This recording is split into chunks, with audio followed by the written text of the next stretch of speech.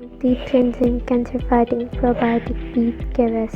Have you ever heard of kavas? This strong purple drink, originated in Eastern Europe, is very nutritious. It contains enzymes and probiotics which are essential for our system. Initially, it was made using stale bread, but over time, other ingredients were incorporated, such as beets. Despite their numerous health benefits, raw beets should be consumed in smaller doses due to the large amount of sugar they contain. However, when fermented, they can become one of the best vegetables for your health. When fermented, beets require a salty, earthy taste without losing their sweet, bitter flavor. Even though it might not taste very good, the benefit of beet juice far outweighs the negatives. Beet juice can cleanse our liver and gallbladder, increase your immunity, promote bone, liver, kidney, and pancreas health, combat fatigue, treat kidney stones, improve and treat digestive system problems, improve intestinal microbiota, and increase metabolic activity.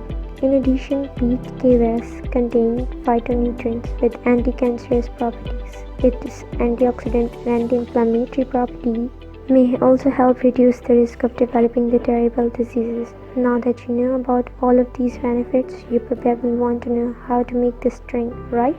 Here's the recipe. Ingredients: 2 to 3 beets, preferably organic, peeled and cut into thick slices. 2 tablespoons of salt, preferably sea.